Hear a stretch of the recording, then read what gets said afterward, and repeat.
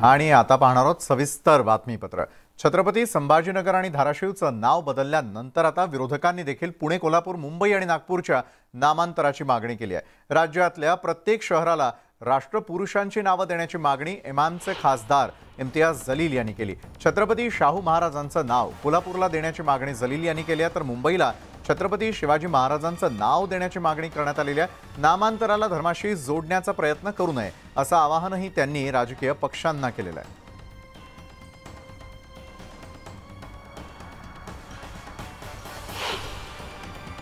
मैं कुछ सुझाव महाराष्ट्र की सरकार को देना चाहता हूं। 4 महाराष्ट्र के जो प्रमुख शहर है उन शहरों के नाम को भी आप फिर बदलें। मैं सुझाव देता हूं कि कोल्हापुर का जो नाम है कोई मतलब नहीं निकलता है उसका, लेकिन कोल्हापुर के अंदर छत्रपति शाहू महाराज का बहुत बड़ा योगदान है। छत्रपति शाहू महाराज ने सभी समाज के लोगों को लाकर एक समाज परिवर्तन का जो उन्होंने काम किया है वो काबिल तारीफ काम है। तो आप कोल्हापुर का नाम बदलकर छत्रपति शाहू नगर रख दीजिएगा।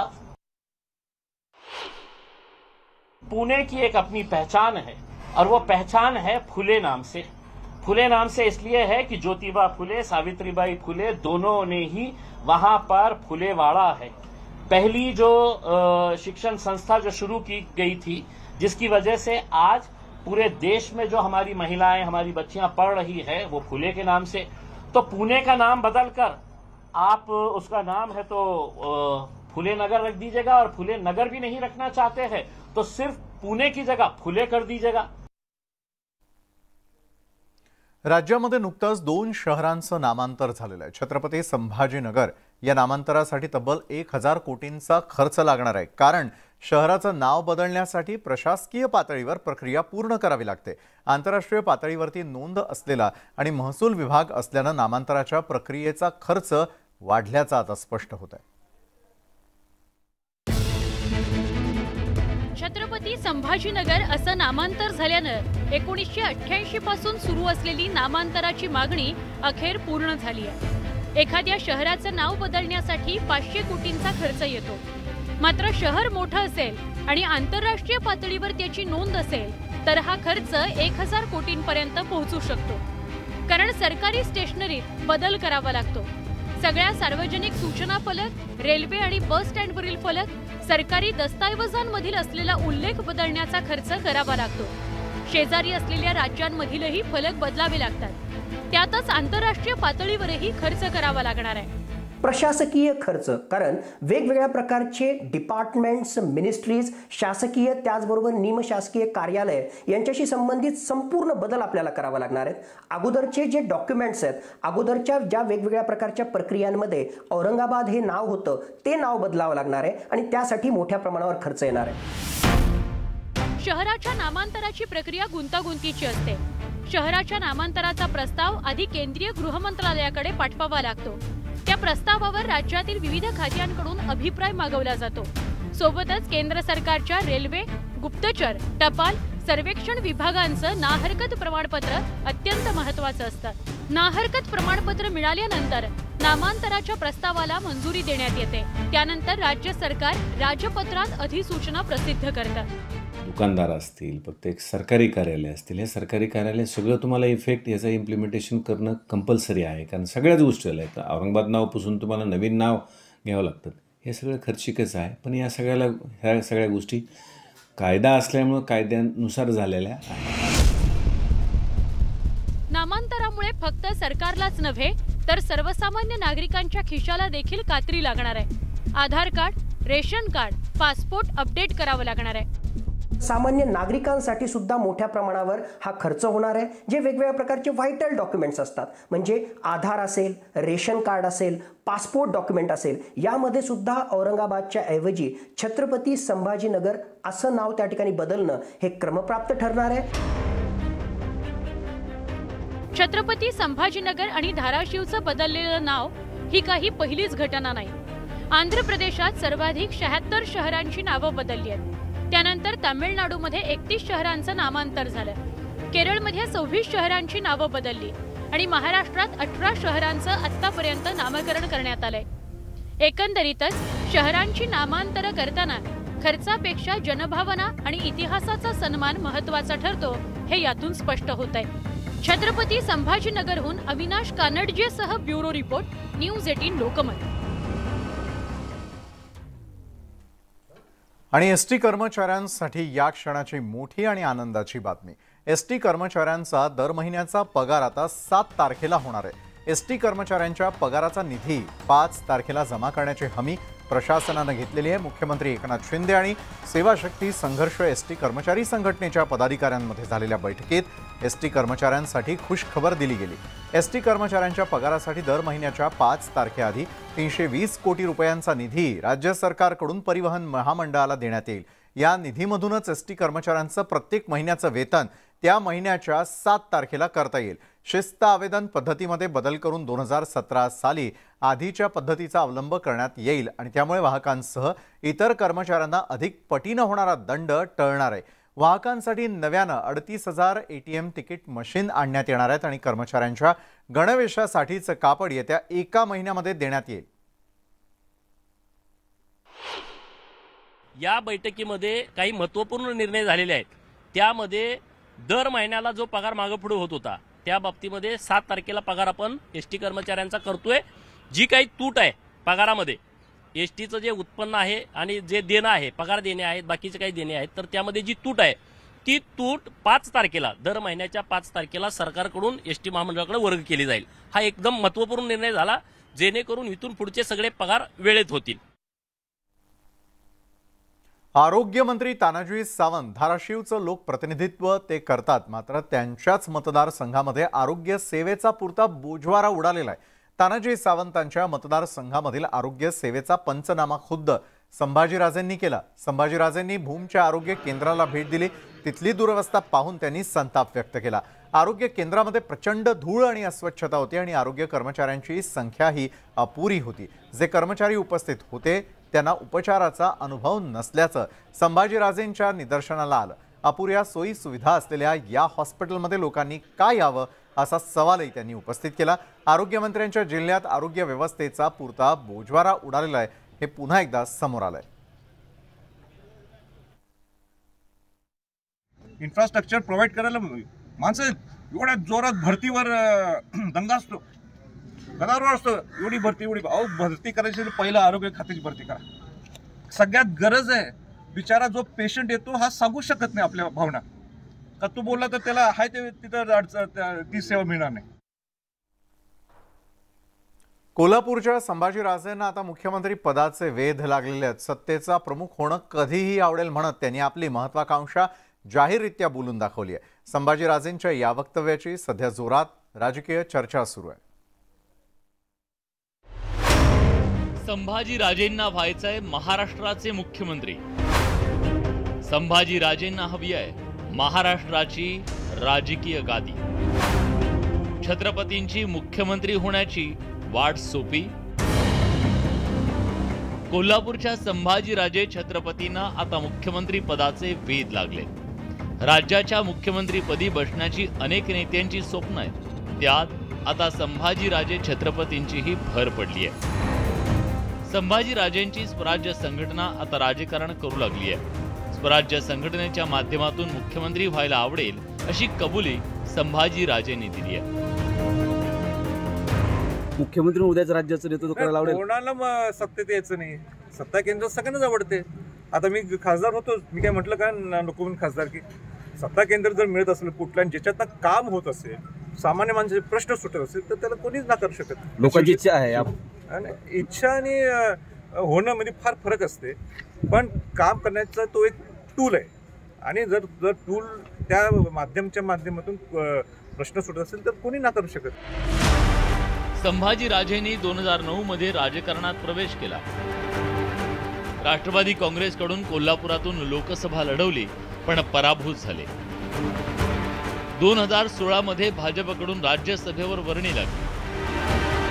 2022 मध्ये राज्यसभेतून संभाजीराजे निवृत्त झाले। 2022 मध्ये राज्यसभा निवडणुकीत स्वतंत्र उमेदवारी जाहीर केली, नंतर माघार घेतली। 12 मे 2022 रोजी स्वराज्य संघटनेची स्थापना केली। छत्रपती शाहू महाराजांचा वंशज आणि मराठा आरक्षण, गडकोट किल्ल्यांचं संवर्धनाचं काम त्यांच्या जमेच्या बाजू आहे.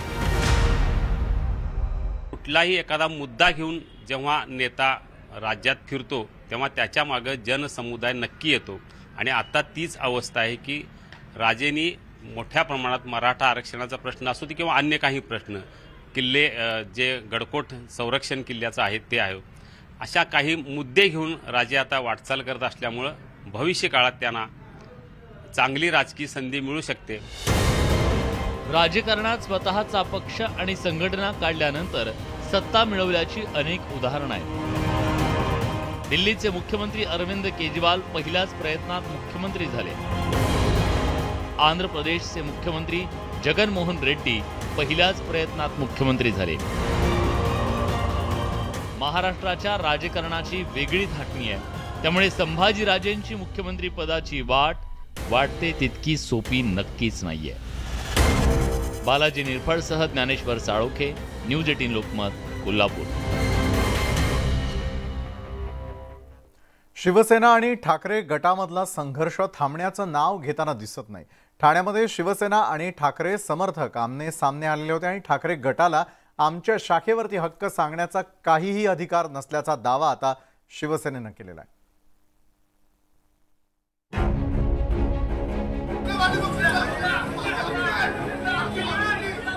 लोकमान्य नगरच्या शाखेवरून शिवसेना आणि ठाकरे गटानं आक्रमक भूमिका घेतली आहे. शाखा ताब्यात घेण्याच्या मुद्द्यावरून दोन्ही गटात जोरदार जुंपली होती. 45 वर्षांहून अधिक जुन्या असलेल्या शाखेचा मुद्दा प्रतिष्ठेचा करण्यात आला. शिवसेना पक्ष आणि चिन्ह आम्हाला मिळालंय याकडे लक्ष वेधत ठाकरे गटानं आमच्या पक्षाचा गैरवापर केल्याचा आरोप शिवसेनेनं केलाय. ठाकरे गट आमच्या शाखेचा पत्ता वापरतय याकडे शिवसेनेनं लक्ष वेधलं. शिवजयंतीची तयारी करत असताना समोरच्या ठाकरे गट यांनी या शाखेचं नाव वापरून सगळे पावत्या फाडलेल्या आहेत. काही वेळेला काही जणांना जबरदस्ती करण्यात पण आलेली आहे ही वर्गणी देणगी मागताना. कुठल्या गटाचा वगैरे काही संबंध नाही आणि आम्ही त्यांना अडवलं होतं वर्गणी काढण्यापासून. शिवसेना पक्षाच्या नावाने पावती बुक छापून ते लोक वर्गणी काढत होते. त्यांना आम्ही सांगत होतो की तुमच्या पक्षाच्या नावाने वर्गणी काढा, शिवसेना उद्धव ठाकरे त्या गटाच्या नावाने तुम्ही वर्गणी काढा. लोकमान्य नगर शाखा ताब्यात घेण्यावरून वाद झाल्यानं पोलिसांना मध्यस्थी करावी लागली होती. त्यानंतर ठाकरे गटानं पोलीस आयुक्तांना निवेदन दिलंय. तर दुसरीकडे शिवसेनेनंही वर्तकनगर पोलीस ठाण्यात तक्रार दाखल केली आहे. शिवसेना आणि ठाकरे गटातला मागील 8 महिन्यांपासून संघर्ष सुरू आहे. पक्ष, चिन्ह, शाखा अशा वेगवेगळ्या मुद्द्यांवरून त्यांच्यात संघर्ष होतोय. दोन्ही पक्ष त्यांच्या भूमिकांवर ठाम असल्यानं त्यांच्यातला वाद शमण्याची शक्यता दिसत नाही. ठाण्याहून अजित मांढरेसह ब्युरो रिपोर्ट, न्यूज 18 लोकमत. सत्तांतरानंतर भाजपमध्ये बंडाचं वारं. अजित पवारांचा विधिमंडळामध्ये अक्षरशः गौप्यस्फोट करण्यात आलेला आहे. 80 ते 85 आमदार बंडाच्या तयारीत आहे आणि समजूत काढल्यानंतर बंडोबांचा थंडोबा झाल्याचंही म्हणण्यात आलेलं आहे. अजित पवारांकडून भाजप आमदारांची अक्षरशः त्या ठिकाणी शाळा घेण्यात आलेली आहे. फडणवीसांना उपमुख्यमंत्री केल्यानं नाराजी देखील व्यक्त करण्यात आलेली आहे. अजित पवारांनी विधिमंडळामध्ये थेटपणे गौप्यस्फोट केल्याची या क्षणाची मोठी बातमी. समजूत काढल्यानंतर बंडोबांचा थंडोबा झालेला. 80 ते 85 आमदार अक्षरशः बंडाच्या तयारीत असल्याचं त्यांचं म्हणणं आहे. सत्तांतरानंतर भाजपमध्ये देखील बंडाचं वारं जे आहे ते उफाळल्याचं अजित पवारांचं म्हणणं आहे आणि अजित पवारांनी विधिमंडळात केलेल्या गौप्यस्फोटामुळे निश्चितच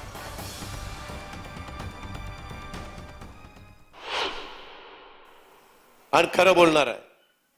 कुणी काही म्हणू, प्रत्येक भाजपच्या आमदाराला शपथ घेईपर्यंत वाटत होतं की मुख्यमंत्री म्हणून देवेंद्रजी शपथ घेणार आणि उपमुख्यमंत्री म्हणून एकनाथराव शपथ घेणार. सगळ्यांना म्हणजे आता ते राज्यपाल नाहीयेत, परंतु मी सभागृहात सांगतो, मी कोश्यारी साहेबांना ज्यावेळेस भेटायला गेलो महामहिम राज्यपाल त्यावेळेचे, अरे अजितजी हे क्या हुआ, अक्षरशः अशा पद्धतीनं त्यांचं वाक्य माझ्या कानावर आलं. मी पण म्हणलं काय, आणि आपण पण सगळ्यांनी बघितलं ना, आदल्या ते झाल्यावर स्वतः उपमुख्यमंत्री काय म्हणले, मी मंत्रिमंडळात जाणार नाही. त्याच्यामध्ये कोण कोणाच्या डोळ्यात पाणी आलं हे गिरीश आपल्याला चांगलं माहिती आहे. महाजन साहेब, आपण मंत्री आहात, मी चुकून गिरीशजी महाजन साहेब अंकल, असं अनेकांचं झालेलं आहे. कुणाचं काय झालं काय म्हणले, मग आपण 80-85 लोकांनी काही बंड करायचं का? बंड शेवटी देवेंद्रजींनी सांगितलं असलं काही करू नका. त्या दोघांना कळलं तर सगळा सपडा सुपडा साफ होईल. आपलं गप्प बसा, वर्ण आदेश आहे आणि सगळ्यांनी गप गुणाने ऐकलंय. त्याच्यामध्ये तुमचा सगळ्यांचा मोठेपणा आहे. तुम्हाला सगळ्यांनी समजून सांगितलं अरे काहीच नव्हतं, आता किमान सत्तेमध्ये तरी जायला मिळालं, त्याच्यावरून तरी समाधान राखा, समाधान माना. आणि त्याच्यातनं त्यांनी समाधान मानलं आणि सरकार सुरू झालं. नंतर आपल्या सगळ्यांचं पुन्हा एकदा स्वागत. सतत मोबाईल गेम खेळणाऱ्यांच्या हाताचा अंगठा हा कायमचा वाकडा होण्याची भीती तज्ज्ञांनी व्यक्त केलेली आहे. भारतातली लहान मुलं मोबाईल गेमिंगच्या आहारी गेलेली आहेत. भारतातली मुलं आठवड्यातून सरासरी 8 तास मोबाईल गेम खेळत असल्याची माहिती इंडिया मोबाईल ऑफ गेमिंग या संस्थेनं दिली आहे. अति गेमिंगमुळे लहान मुलांच्या हातांचे अंगठे कायम वाकडे होण्याची भीती व्यक्त केली जाते. सतत मोबाईल खेळण्यामुळे लहान मुलं झोप आणि जेवणाकडे दुर्लक्ष करत असल्याचं सांगितलं जात आहे. मोबाईल गेमिंगमुळे बालपण होरपळत असल्याचं दाहक वास्तव समोर आलंय. हाताच्या बोटांमध्ये पण एक प्रकारचा तिरकेपणा किंवा तिरसटपणा दिसतो. हे वाढतं वय असल्यामुळे योग्य पद्धतीने हाडांची ग्रोथ होत नाही आणि त्याचे एक लॉंग टर्म दुष्परिणाम किंवा एक हाडांचा तिरकेपणा हा एक परमनंट सुद्धा होऊ शकतो. दुसरी बाब जी लक्षात आलेली आहे ती अशी आहे की कंटिन्युअस खाली वाकून हे मुलं मोबाईल बघतात आणि जेवढे जास्त खाली वागतात तेवढा जास्त स्ट्रेस किंवा स्ट्रेन त्यांच्या मानेच्या मणक्यांवरती किंवा मानेच्या स्नायूंवरती पडतो, ज्यामुळे तिथे पण काही इरिव्हर्सिबल चेंजेस होतात आणि पुढच्या आयुष्यामध्ये त्यांना की कायमची मानदुखी किंवा कायमचं गंधत्व सुद्धा यामुळे येऊ शकते.